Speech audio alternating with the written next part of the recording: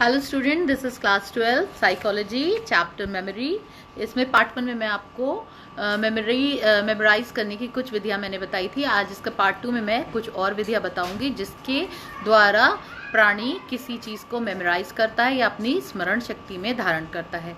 तो एक होती है रटन विधि। रटन विधि आप लोग जानते हैं, जैसे नाम से ही पता चल रहा है, ये वो विधि है जिसमें कोई भी प्राणी किसी भी सामग्री को बिना सोचे समझे बार बार रटता है, उसे रटन विधि कहते हैं। इसके बाद होती है आंशिक विधि। जब विषय सामग्री बहुत बड़ी होती है तो उसे प्राणी अंश में, भागों में विभक्त करता है और उसे छोटे छोटे भागों को याद करता है और इस प्रकार उसे पूर्ण सामग्री याद हो जाती है। मिश्रित विधि वह होती है जिसमें पूर्ण भाग, किसी चैप्टर को पूरा याद कर लेना और किसी सामग्री को अंशों में खंडित करके याद करना होता है। इसके अतिरिक्त होती है पाठ्य सामग्री का उपयुक्त विवरण।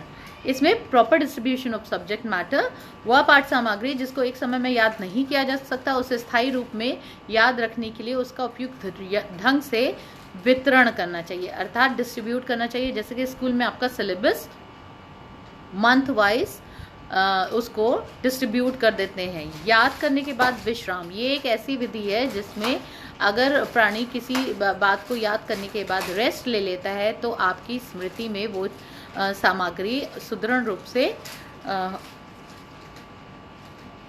जम जाती है, जबकि आंतरिक रुकावटें कमज़ोर हो जाती है क्योंकि सोते समय स्मरण संबंधी क्रियाएं उत्तेजित हो जाती है। तो ये कुछ मेथड्स हैं जो आपको मेमोराइज करने के लिए, किसी भी चीज़ को, किसी भी पाठ्य सामग्री को मेमोराइज करने के लिए काम